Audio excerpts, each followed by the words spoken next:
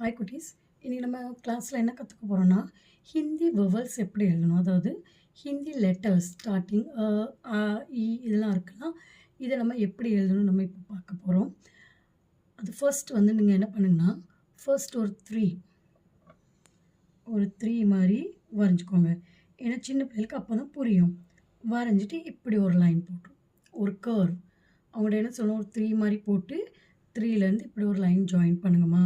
For example எப்படின்னாக்கி இப்போ அவங்க three போட்டுட்டாங்களா, three வந்து இவங்க இப்படி போடுவாங்க.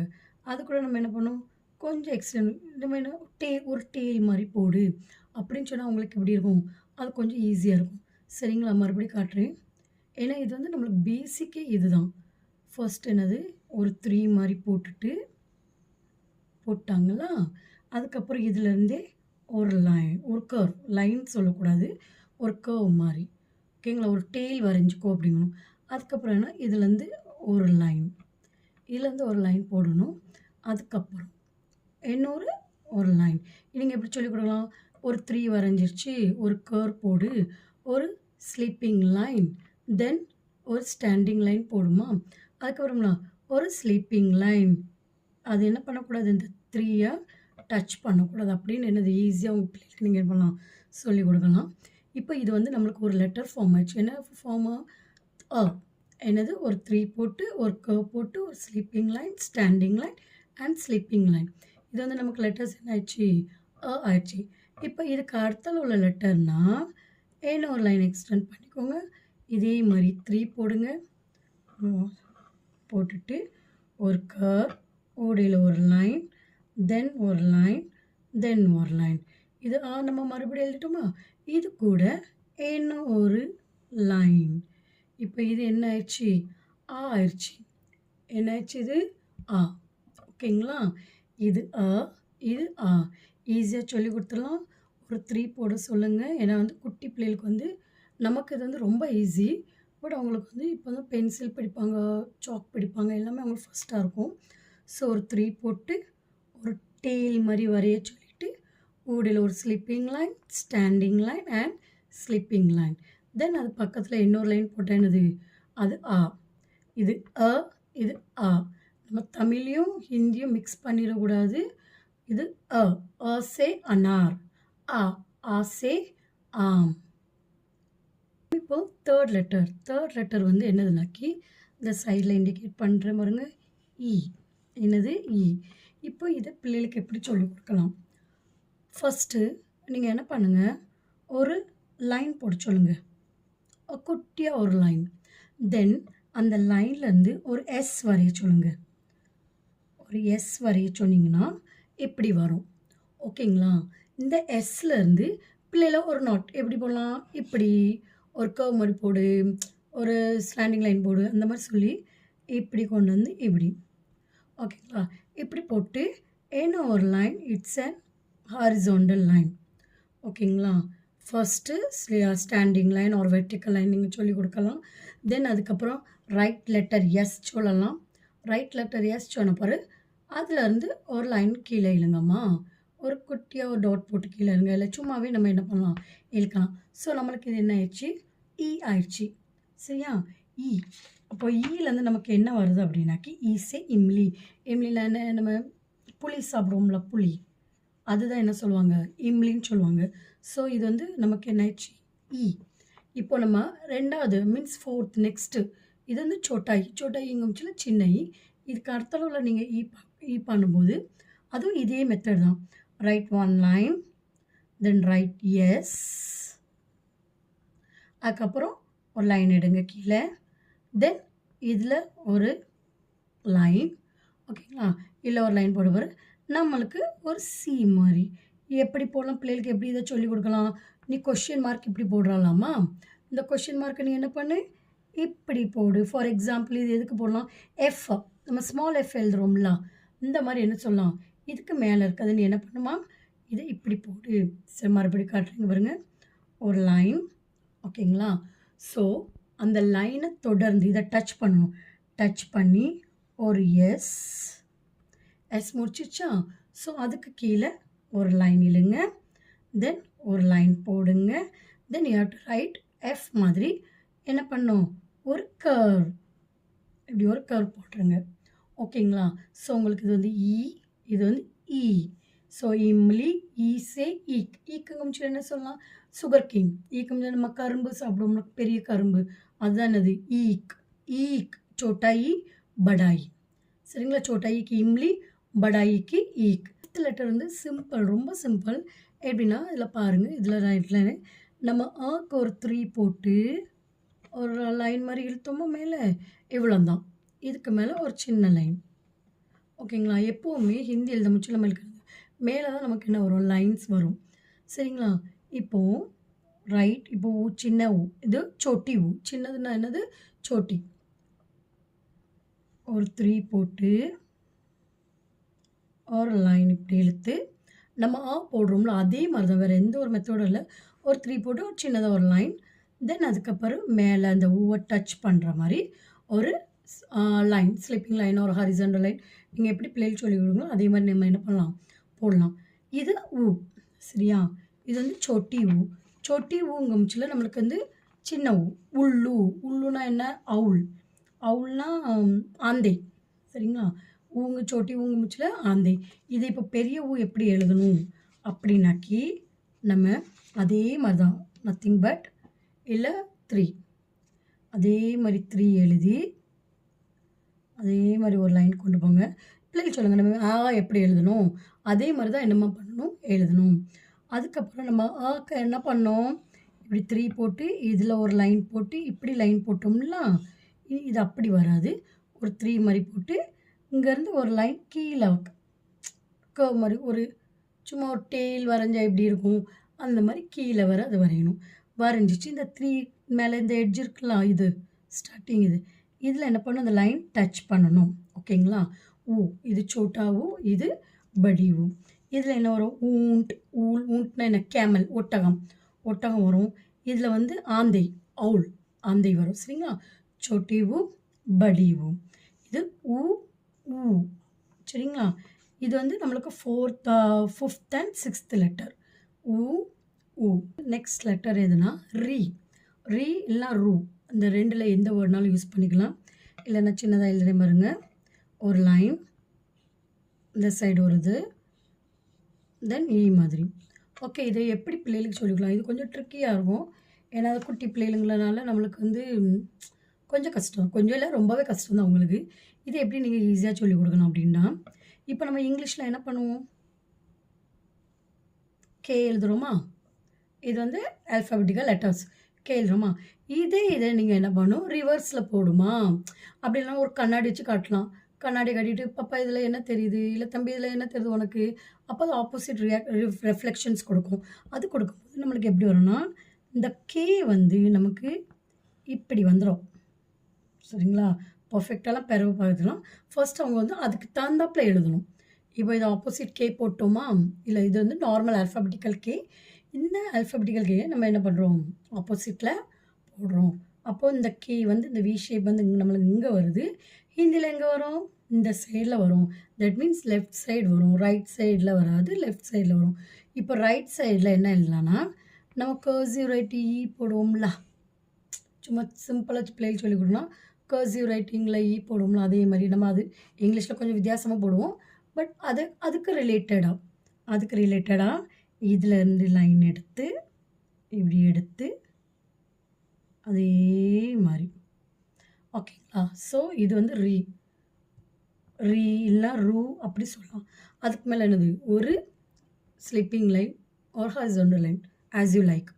ஸோ மறுபடியும் இதை ட்ரை பண்ணுவோமா? கொஞ்சம் கஷ்டமாக இருக்கும் இது. ஒரு standing line, that means standing line கூட சொல்லலாம்டா. நம்ம இதை எப்படி சொல்லலாம்? ஓகே எழுதுங்கம்மா அப்படின்னு சொல்லலாம். என்ன சொல்லலாம்? கே எழுதுங்கம்மா. That is opposite K.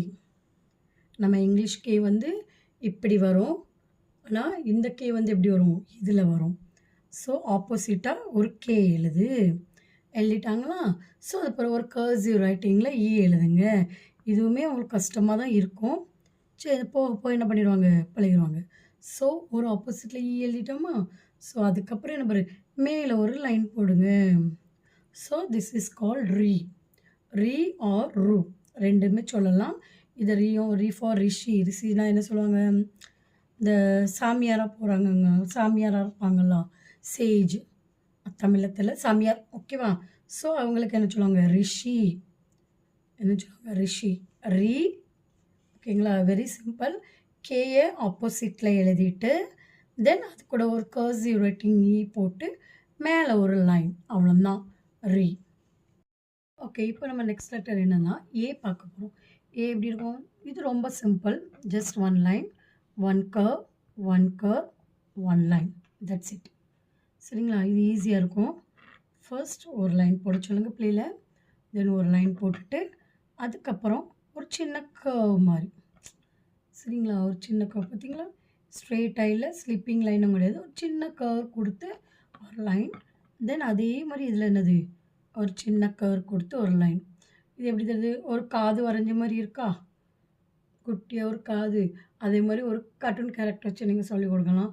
ஒரு லைன் போட்டு அதில் ஒரு கர்வ் போடுங்க, அதில் ஒரு காது போடுங்க அப்படின்னா இது வந்து வந்துருச்சு. தென் அதுக்கு மேலே இது என்ன பண்ணுவோம்? இப்போ சொல்லிக்க ஹிந்தியில் வந்து ஃபஸ்ட்டு நம்மளுக்கு என்னது? மேலே டச் பண்ணி வரும் ஏ. ஸோ ஒரு லைன், ஒரு கர்வ், இன்னொரு curve. That is one line, two curves and one slipping line. Standing line, slipping line, then two curves. ஓகேங்களா? இது வந்து ஏ. ஏ வந்துச்சு. இனி இதுக்கு அடுத்தால் உள்ள லெட்டர் என்னென்னா ஐ. என்ன லெட்டர்? ஐ. அதுவும் இதே மாதிரி தான், சேம் தான்.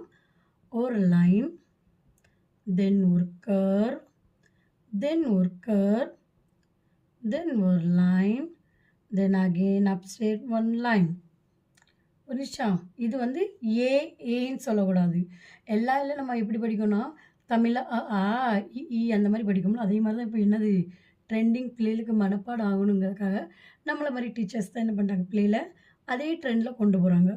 ஆ இ அந்த மாதிரி. ஸோ இது வந்து ஏ சொல்லக்கூடாது. ஐ. சரிங்களா? இது ஏ, இது வந்து ஐ. ஐயில் என்ன சொல்லலாம்? ஐநக் சொல்லலாம். ஐநக்னா என்னது?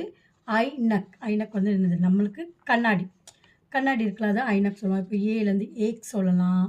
தென் வேறு என்ன சொல்லலாம்? ஏடி வந்து ஹீல். நம்ம கால் இருக்குல்ல பின்னாடி, அந்த ஹீல் சொல்லலாம். இது வந்து ஐநக் நிமிஷம் என்னது? நம்மளுக்கு வந்து கண்ணாடிங்கிற பேர். சரிங்களா? இது ஏ கிடையாது, ஐ. ஏன் திருப்பி சொல்கிறேன்னா நிறைய பிள்ளைகிட்ட கேட்கும்போது என்ன சொல்லுவாங்க? ஏ. ஏன்னா ரீ அது கூட சேர்ந்தாப்புல ஊ ரீ ஐ தான் பிள்ளை போகும். ஸோ இது என்னது? ஐ. ஏ கிடையாது, இல்லை, ஐ. ஓகேவா? சரி, நெக்ஸ்ட் லெட்டர் பார்ப்போமா? நெக்ஸ்ட் லெட்டர் ரொம்ப சிம்பிள் தான். ஓ கூட இன்னொன்று சேர்ந்து நம்ம பார்க்க போகிறோம். சரிங்களா? இந்த ஓ இதுவும் அதே மாதிரி தான். நம்ம எப்படி எதுக்கு சொன்னேன்னா ஃபஸ்ட்டு வந்து பேசிக் சொன்னோம்ல. ஏன்னா அந்த வச்சு தான் நம்மளுக்கு ஊ வருது, ஊ வருது, ஊ ஓ எல்லாம் வருது. ஸோ அதுதான் ஃபஸ்ட்டு பேசிக்னு அவங்களுக்கு சொன்னது. இப்போ அதை நம்ம எழுத போகிறோம். ஒரு 3 போட்டு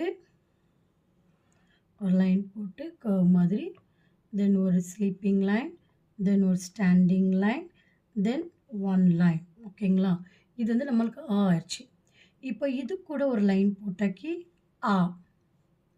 இந்த லைன் இல்லாமல் இருந்தால் இட்ஸ் அன் அது இருந்துச்சுன்னா இட்ஸ் ஆ. இப்போ இது கூட ஜஸ்ட் ஒரு ஸ்ட்ரோக், ஒரு லைன் மேலே.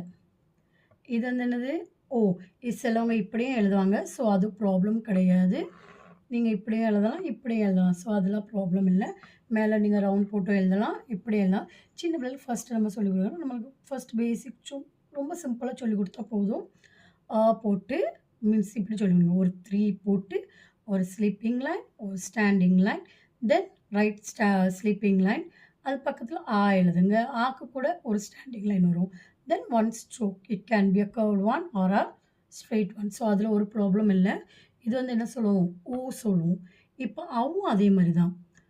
போடுங்க, மீன்ஸ் 3 போடுங்க, கொஞ்சம் மேலே இழுங்க, தென் ஒரு sleeping line, then one standing line, then draw the line, then ஒரு லைன்.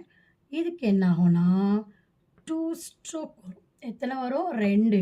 இந்த 2 நீங்கள் இப்படியும் போடலாம். சிலவங்க அப்படி வரல அப்படின்ட்டு ரொம்ப ஃபீல் பண்ணாண்டா இப்படியும் எழுதுவாங்க. சரியா? ஃபார் எக்ஸாம்பிள் நான் இதில் உங்களுக்கு எழுதி காட்டுறேன். இப்போ இது இருக்குன்னாக்கி இப்போ இப்படி போட்டு சிலவங்க என்ன பண்ணுவாங்க போடுவாங்க. சிலவங்க என்ன பண்ணுவாங்க, இப்படி ஸ்ட்ரெய்ட்டாவும் போடுவாங்க. இப்போ அவுக்கு இப்படியும் போடுவாங்க. ஓகேங்களா? ஸோ இதில வந்து எந்த ஒரு problem it's a way of style. நம்ம வந்து ஒரு ஸ்டைல்ல எழுதுறது தான். ஸோ ஓ, அவ். சரிங்களா? இது என்ன வரும்னாக்கி உங்களுக்கு ஓ. இது தென் அவ். ஓலேருந்து என்ன வரும்னா, ஒக்லி வரும். ஒக்லின்னா நம்ம நம்ம வந்து இஞ்சிலாம் எடுப்போம். பழைய காலத்துல பாட்டிமார்லாம் வெத்தல வச்சு இடிப்பாங்கல்ல.